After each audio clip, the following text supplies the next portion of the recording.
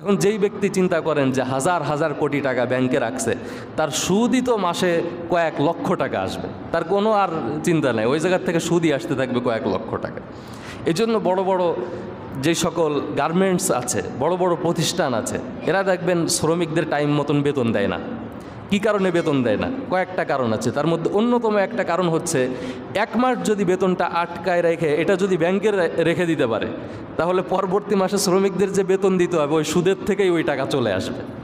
তো এই জন্য এরা চালাকি করে শ্রমিকদের বেতন দেয় না। যে শ্রমিকদের বেতন মাত্র 6,000 টাকা, 7,000 টাকা, 8,000 টাকা, 10,000 টাকা, ঢাকা শহরে মাত্র এই ন্যূনতম বেতনের চাকরি করে, কষ্ট করে, ঘর ভাড়া করে, না খেয়ে তারা থাকে, সেই সকল শ্রমিকদের অধিকার নষ্ট করে এই সকল। এরপর আমাদের যে এনজিওগুলো আছে, এনজিওগুলো বাড়িতে এসে এসে কত মিষ্টি মিষ্টি কথা বলে যে আপনি একটা ভ্যান কিনবেন, আপনি একটা রিক্সা কিনবেন, আপনি একটা বাড়ি করবেন, এই যে 20,000 টাকা করে নেন। এবার ওই 20,000 টাকা করে দিয়ে 50,000 টাকা করে দিয়ে ওইটার পিছনে এমন চক্রবৃদ্ধি হারে সুদ লাগায় যে এই সুদের টাকা পরিশোধ করতে করতে, মানে যা ইনকাম করে মাস ভরে, ওই সুদের টাকা পরিশোধ করতে করতে আসল টাকা আর পরিশোধ করতে পারে না। যখন শেষ পর্যন্ত আসল টাকা পরিশোধ করতে পারে না, তখন এসে বাড়ির চাল খুলে নিয়ে যাবে, ঘরের টিন খুলে নিয়ে যাবে। এমনও ঘটনা পর্যন্ত ঘটছে যে বাড়ির যেই বালিশ, ল্যাপ তোষক আছে, এইগুলো পর্যন্ত নিয়ে চলে গেছে। ভাইয়েরা, আল্লাহ সুবহানাহু ওয়া তাআলা আমাদেরকে কোরআনুল কারীমে বিভিন্ন দিক নির্দেশনা দিয়েছেন। তার মধ্য থেকে অন্যতম দিক নির্দেশনা হচ্ছে আমাদের অর্থনৈতিক জীবন এবং অর্থনৈতিক লেনদেন কিভাবে হবে, সেটাও আল্লাহ তাআলা পবিত্র কোরআনে এবং রাসূল সাল্লাল্লাহু আলাইহি ওয়াসাল্লাম তার সুন্নাহর ভিতরে, হাদিসের ভিতরে সেটা বিশদভাবে বর্ণনা করেছেন। আমাদের অর্থনৈতিক যেই ব্যাপারগুলো আছে, অর্থাৎ ফাইন্যান্সিয়াল যেই সিস্টেম আছে, সেটিও কোরআনে বর্ণনা করা হয়েছে যে আপনি কতটুকু ভোগ করতে পারবেন, কতটুকু পারবেন না, কতটুকু আপনার সম্পদ আর কতটুকু অপরের সম্পদ, এটা আল্লাহ তাআলা কোরআনে বর্ণনা করেছেন। আজকে আমরা যে বিষয়টি নিয়ে আলোচনা করব সেটি হচ্ছে যাকাত। অর্থাৎ একজন মুমিনের জন্য যাকাত দেওয়া, এটার বিধান কি এবং যাকাত না দিলে এর শাস্তি কি, সে ব্যাপারে আজকে কথা বলবো ইনশাআল্লাহ। যাকাতের যে সকল মাসআলা মাসাইল আছে, এটিও আমাদের জন্য জানা জরুরি। তো আমরা শেষের দিকে ইনশাআল্লাহ সে বিষয়ে কথা বলবো, অথবা আগামী জুমায়ও আমরা এ বিষয়ে কথা বলবো। যাকাত শব্দের অর্থ হচ্ছে শুদ্ধ করা, বৃদ্ধি পাওয়া। যাকাতের কয়েকটি অর্থ আছে, তার মধ্যে একটা হচ্ছে যাকাতের অর্থ হচ্ছে বৃদ্ধি পাওয়া, আরবিতে যেটাকে বলা হয় আন-নুমুওয়া। অর্থাৎ আপনার এখন পরিমাণে যতটুকু আছে, আপনার সম্পদ যতটুকু আছে, তার থেকে এটা আরও বৃদ্ধি পাওয়া, এটাকে বলা হয় হচ্ছে যাকাত। আর যাকাতের আরেকটা শব্দের আরেকটা অর্থ হচ্ছে শুদ্ধ করা, পবিত্র করা। তার মানে যাকাতের শাব্দিক অর্থ যদি আমরা দেখি, তাহলে এর অর্থ হচ্ছে আপনার সম্পদ যেটা আছে সেটাকে পবিত্র করা এবং আপনার সম্পদ যেটা আছে সেটাকে আরও বাড়িয়ে দেওয়া। এখন যাকাত দিলে সম্পদ তো কমে না, আমরা তো দেখি কমে। আপনার কাছে যদি 100 টাকা থাকে, তাহলে সেইখান থেকে 2.5 টাকা আপনার দিয়ে দিতে হবে। তো এই যে শতকরা 2.5% আপনি দিয়ে দিচ্ছেন, এটা আপনার সম্পদ থেকে কমলো না বাড়লো? কমে গেল। তো সম্পদ থেকে তো কমে যাচ্ছে, কিন্তু আল্লাহ তাআলা বলছেন না, এই যে যাকাতটা দিচ্ছ এটা তোমার সম্পদ থেকে কমছে না, বরং এটা আরও বাড়তেছে। কিভাবে বাড়তেছে এটা বিস্তারিত আমরা ইনশাআল্লাহ আলোচনা করব সামনে। কোরআনুল কারীমে যেই জায়গায় নামাজের কথা বলা হয়েছে, পাশাপাশি সেখানেই যাকাতের কথা বলা হয়েছে। যেমন আল্লাহ তাআলা বলেছেন আকিমুস সালাহ ওয়া আতুজ যাকাত, তোমরা নামাজ আদায় করো এবং তোমরা যাকাত দাও। তার মানে যেখানেই আল্লাহ তাআলা বলছেন যে তোমরা নামাজ পড়ো, সেখানেই বলছেন তে যাকাত দাও। এই জন্য ইসলামের যে ভিত্তি আছে, এই ভিত্তির মধ্যে অন্যতম একটি পিলার হচ্ছে যাকাত। আল্লাহর রাসূল বলছেন বুনিয়াল ইসলাম আলা খামসিন, ইসলামের ভিত্তি, স্তম্ভ, পিলার হচ্ছে 5টি জিনিস। শাহাদাতু আল্লা ইলাহা ইল্লাল্লাহ, যে প্রথম পিলার হচ্ছে যে তোমরা আল্লাহর সাক্ষী দিবে, কালেমা পড়বে, ইমানের সাক্ষী দিবে, এইটা হচ্ছে তোমার ইসলামের প্রথম স্তম্ভ।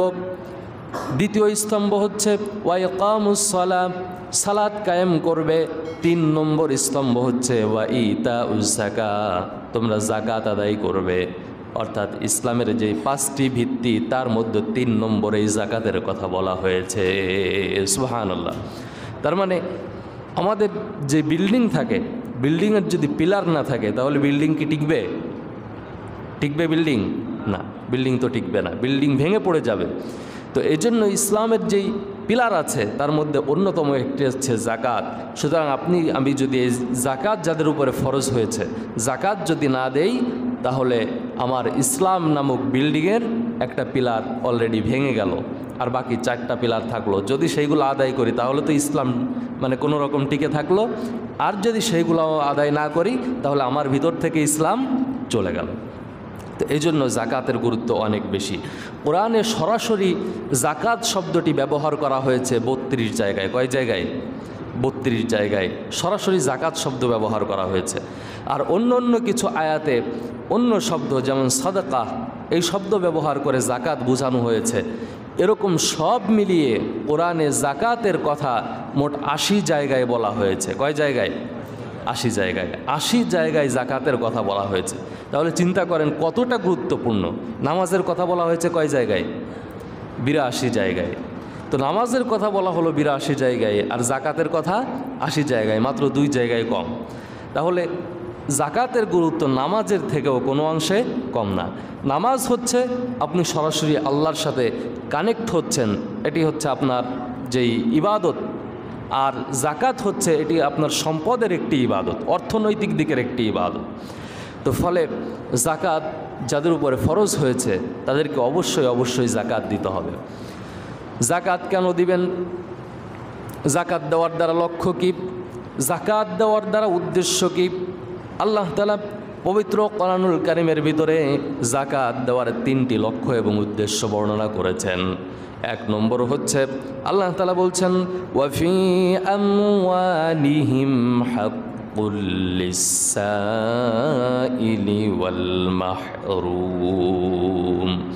আল্লাহ তাআলা বলছেন এই যে তোমাদের সম্পদ রয়েছে এই সম্পদের ভিতরে হাক্কুন লিসসাইলি ওয়াল মাহরুম, সমাজের ভিতরে যারা বঞ্চিত আছে, দরিদ্র আছে, যারা মানুষের কাছে চায়, এই ধরনের মানুষের হক তোমাদের সম্পদের ভিতরে রয়েছে। সুবহানাল্লাহ। তার মানে আমার যে সম্পদ, আল্লাহ বলছেন তোমার এই সম্পদের ভিতরে সমাজের যারা দুস্থ আছে, গরিব আছে, তাদের হক রয়েছে তোমার সম্পদের ভিতরে। হক কাকে বলা হয়? আপনার বাবা যদি কোনো সম্পদ রেখে যায়, আপনার বাবার সম্পদ রেখে গেলে এই সম্পদের ভিতরে আপনার হক রয়েছে। আপনার যে অন্য ভাই ব্রাদার, অন্য যে বোন আছে, তাদের হক রয়েছে তাদের ভিতরে। তার মানে তাদেরকে অবশ্যই হক আদায় করে দিতে হবে। এই যে আর একজনের হক আপনার বাবার সম্পদের ভিতরে রয়েছে, ঠিক একইভাবে বলছেন শুধুমাত্র ঔরস সূত্রে তুমি সম্পদ পেলে যে হক যেভাবে তোমার থাকে, তেমনিভাবে আমি আল্লাহ যদি তোমাকে অনেক সম্পদ দান করে থাকি, যাকাত দেওয়া পরিমাণ যদি সম্পদ আমি আল্লাহ তোমাকে দিয়ে থাকি, তাহলে ওই সম্পদ পুরাটা তোমার না, বরং ওই সম্পদের ভিতরে আমি আল্লাহ গরিব মিসকিনদের হক দিয়ে দিয়েছি। সুবহানাল্লাহ। তাহলে যাকাতের 1 নম্বর উদ্দেশ্য হচ্ছে গরিব এবং মিসকিন যারা সমাজে আছে, দুস্থ আছে, তাদেরকে সহযোগিতা করা। এটা হচ্ছে যাকাতের 1 নম্বর উদ্দেশ্য। 2 নম্বর উদ্দেশ্য কি? আল্লাহ তাআলা পবিত্র কোরআনুল কারীমের ভিতরে বলছেন কাইলা ইয়াকুনা দুলাতাম বাইনাল আগনিয়াই মিনকুম ওয়ামা আতাকুমুর রাসূলু ফাখুযুহু ওয়ামা নাহাকুম আনহু ফান্তাহু ওয়াত্তাকুল্লাহ ইন্নাল্লাহা শাদীদুল ইকাব। আল্লাহ তাআলা বলছেন যাকাতের 2 নম্বর লক্ষ্য এবং উদ্দেশ্য হচ্ছে সমাজের ভিতরে একটি সমতা নিয়ে আসা। এক শ্রেণীর মানুষ শুধু বড় লোক হতেই থাকে, আর এক শ্রেণীর মানুষ শুধু গরিবের পরে গরিব হতেই থাকে। আল্লাহ বলছেন গরিব যাতে আরও গরিব না হয়ে যায়, এই গরিবও যাতে সচ্ছলভাবে জীবন যাপন করতে পারে, গরিব মানুষটাও যাতে বড় লোক হতে পারে, এই সমতা আনার জন্য আমি আল্লাহ যাকাতের ব্যবস্থা করে দিয়েছি। সুবহানাল্লাহ। আমাদের আধুনিক পুঁজিবাদের যে অর্থনীতি, এই পুঁজিবাদী সিস্টেমের অর্থনীতি হচ্ছে গরিব আরও গরিব হয়ে যাবে আর বড় লোক আরও বড় লোক হয়ে যাবে। যেমন আপনি যদি ব্যাংকে টাকা রাখেন, ব্যাংকে টাকা রাখলে এখানে কি আপনার লস হওয়ার সম্ভাবনা আছে? কি কথা বলেন, সম্ভাবনা আছে না? বরং আপনি 1 লাখ টাকা রাখলে দেখা গেল যে 12% কিংবা 8%, এক এক ব্যাংকে এক এক রকম আপনাকে সুদ দিচ্ছে। তার মানে টাকা আপনি রাখছেন, আপনার কোনো কাজ নাই, কোনো চিন্তা নাই, আপনার অটো সেইখান থেকে সুদ আসতেছে। যদিও আমরা বলি ইন্টারেস্ট, মানে আধুনিক নাম দিছি সুদের, যে ইন্টারেস্ট, সুদ খায় না। তো এই যে ইন্টারেস্ট খাচ্ছেন আর সুদ খাচ্ছেন, এইটা তো আপনার কোনো লস হওয়ার কোনো সম্ভাবনা নাই। ব্যাংকে টাকা রাখছেন, ওই জায়গার থেকে আপনার অটো আসতেছে। এখন যেই ব্যক্তি চিন্তা করেন যে হাজার হাজার কোটি টাকা ব্যাংকে রাখছে, তার সুদই তো মাসে কয়েক লক্ষ টাকা আসবে, তার কোনো আর চিন্তা নেই, ওই জায়গার থেকে সুদই আসতে থাকবে কয়েক লক্ষ টাকা। এজন্য বড় বড় যে সকল গার্মেন্টস আছে, বড় বড় প্রতিষ্ঠান আছে, এরা দেখবেন শ্রমিকদের টাইম মতন বেতন দেয় না। কী কারণে বেতন দেয় না? কয়েকটা কারণ আছে, তার মধ্যে অন্যতম একটা কারণ হচ্ছে 1 মাস যদি বেতনটা আটকায় রেখে এটা যদি ব্যাংকে রেখে দিতে পারে, তাহলে পরবর্তী মাসে শ্রমিকদের যে বেতন দিতে হবে ওই সুদের থেকেই ওই টাকা চলে আসবে। তো এই জন্য এরা চালাকি করে শ্রমিকদের বেতন দেয় না। যে শ্রমিকদের বেতন মাত্র 6,000 টাকা, 7,000 টাকা, 8,000 টাকা, 10,000 টাকা, ঢাকা শহরে মাত্র এই ন্যূনতম বেতনের চাকরি করে, কষ্ট করে, ঘর ভাড়া করে, না খেয়ে তারা থাকে, সেই সকল শ্রমিকদের অধিকার নষ্ট করে এই সকল মালিকরা, শুধুমাত্র এই সুদ খাওয়ার জন্য। আবার মাঝে মাঝে অন্য কারণও থাকে, অনেক সময় লস করে যায়, লস করে গেলে সেটা তো ভিন্ন কথা। কিন্তু অনেক মালিকরা এই কাজ করে, ব্যাংকে টাকা রেখে দেয়, আটকায় রাখে 1 মাস, ওইখান থেকে সুদ চলে আসে 1 মাসে। তার মানে আমাদের যেই পুঁজিবাদী সিস্টেম, সুদভিত্তিক যেই অর্থ ব্যবস্থা, এই সুদভিত্তিক অর্থ ব্যবস্থার সিস্টেম হচ্ছে আপনাকে যদি বড় লোক হন, আপনি যদি কোটিপতি হন, আপনি আরও বড় কোটিপতি হয়ে যাবেন। আর যেই ব্যক্তি গরিব, যেই ব্যক্তি দরিদ্র, সে যদি ব্যাংকে কখনো লোন আনতে যায়, তাকে চড়া হারে সুদ ধরিয়ে দেওয়া হয়। আপনি যদি লোন আনেন, লোন এনে ওই সুদ পরিশোধ করতে করতে আর মূল টাকা পরিশোধ করার ক্ষমতা থাকে না। এরপর আমাদের যে এনজিওগুলো আছে, এনজিওগুলো বাড়িতে এসে এসে কত মিষ্টি মিষ্টি কথা বলে যে আপনি একটা ভ্যান কিনবেন, আপনি একটা রিক্সা কিনবেন, আপনি একটা বাড়ি করবেন, এই যে 20,000 টাকা করে নেন। এবার ওই 20,000 টাকা করে দিয়ে, 50,000 টাকা করে দিয়ে ওইটার পিছনে এমন চক্রবৃদ্ধি হারে সুদ লাগায় যে এই সুদের টাকা পরিশোধ করতে করতে, মানে যা ইনকাম করে মাস ভরে, ওই সুদের টাকা পরিশোধ করতে করতে আসল টাকা আর পরিশোধ করতে পারে না। যখন শেষ পর্যন্ত আসল টাকা পরিশোধ করতে পারে না, তখন এসে বাড়ির চাল খুলে নিয়ে যাবে, ঘরের টিন খুলে নিয়ে যাবে। এমনও ঘটনা পর্যন্ত ঘটছে যে বাড়ির যেই বালিশ, ল্যাপ তোষক আছে, এইগুলো পর্যন্ত নিয়ে চলে গেছে। তার মানে আপনি গরিব মানুষ, আপনি বিপদে পড়েছেন, যে কোনো বিপদে পড়ে আপনি তার সাহায্য নিয়ে টাকা উত্তোলন করেছেন। বিপদে পড়ে যখন আপনি তার কাছ থেকে টাকা নিয়েছেন, সে আপনার উপরে এমনভাবে সুদ চাপিয়ে দিল, চক্রবৃদ্ধি হারে এমনভাবে আপনার উপরে সুদ চাপালো যে আপনি আসল টাকার পরিশোধ করে আপনি যে স্বাবলম্বী হবেন, যেই স্বাবলম্বী হওয়ার জন্য আপনি ঋণ নিয়েছিলেন, এইটা আর আপনার দ্বারা সম্ভব হয় না। আল্লাহ বলছেন কাইলা দুলাতান বাইনাল আগনিয়া মিনকুম, আমি আল্লাহ তোমাদের জন্য এজন্য যাকাত ব্যবস্থা চালু করেছি, এজন্য সদকা ব্যবস্থা চালু করেছি, যাতে করে সমাজের যারা দরিদ্র আছে, এই দরিদ্র মানুষগুলো যাতে বড় লোক হয়ে যেতে পারে, দরিদ্র মানুষগুলো যাতে স্বাবলম্বী হয়ে যেতে পারে, দরিদ্র মানুষগুলো তাদের যাতে আর সুদ নিয়ে কোনো চিন্তা না থাকে, ঋণ নিয়ে আর কোনো চিন্তা না থাকে। এজন্য আমি আল্লাহ তোমাদের জন্য সমাজে যাকাত ব্যবস্থা চালু করে দিয়েছি। সুবহানাল্লাহ।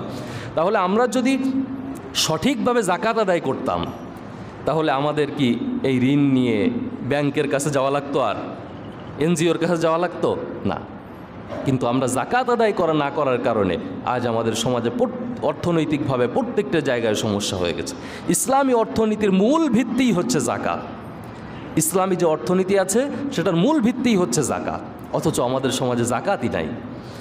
এটা হচ্ছে 2 নম্বর উদ্দেশ্য। জাকাতের 3 নম্বর উদ্দেশ্য হচ্ছে আত্মশুদ্ধি করা এবং সম্পদকে পবিত্র করা। এটা হচ্ছে 3 নম্বর উদ্দেশ্য। আল্লাহ তাআলা পবিত্র কোরআনুল কারীমের ভিতরে বলছেন, মান আদ্দা যাকাতা মালিহি ফাকাদ বারিআত যিম্মাতুহু। আল্লাহ রাসূল বলেছেন, যেই ব্যক্তি যাকাত আদায় করবে সে যেন তার সম্পদ থেকে পরিপূর্ণ জিম্মা মুক্ত হয়ে যাবে। সুবহানাল্লাহ। মানে এই সম্পদ আর তখন তার জিম্মায় থাকবে না। আপনি যদি আপনার সম্পদ থেকে যাকাত আদায় করেন, আল্লাহ বলছেন তখন তোমার আর এটা নিয়ে চিন্তা করা লাগবে না তোমার সম্পদ নিয়ে, বরং তোমার সম্পদ রক্ষা করার দায়িত্ব স্বয়ং আল্লাহ তাআলার হয়ে যায়। সুবহানাল্লাহ। আমাদের সম্পদ আগুনে পড়ে যায়, আমাদের সম্পদ চুরি হয়ে যায়, আমাদের সম্পদ ধ্বংস হয়ে যায়। দেখবেন বড় বড় মার্কেট পুড়ে ছাই হয়ে গেছে, কোটি কোটি টাকার জিনিসপত্র পুড়ে ছাই হয়ে যায়, পানিতে ডুবে যায়, ঝড় বৃষ্টিতে নষ্ট হয়ে যায়। এর অন্যতম একটা কারণ হচ্ছে আমরা যাকাত আদায় করি না আমাদের সম্পদের। আল্লাহ বলছেন, যখন তোমরা যাকাত আদায় করবা না তখন সম্পদের দায়িত্ব রক্ষা করার দায়িত্ব আমি আল্লাহ আর নেই না, আমার দায়িত্বে এটা আর থাকে না। কিন্তু তোমরা যদি প্রপারলি যাকাত আদায় করো, তোমার যে ব্যবসা প্রতিষ্ঠান আছে সেটারও তো যাকাত আছে, ওই ব্যবসা প্রতিষ্ঠানের যাকাত যদি তুমি আদায় করো, তোমার যেই ফসলের জমি আসে সেখানের যাকাত যদি তুমি আদায় করো, তোমার যেই ইনকাম আছে সেই ইনকামের উপরে যদি তুমি যাকাত আদায় করো, তাহলে তোমার প্রত্যেকটা সম্পদ রক্ষা করার দায়িত্ব স্বয়ং আমি আল্লাহর হয়ে যাই। সুবহানাল্লাহ।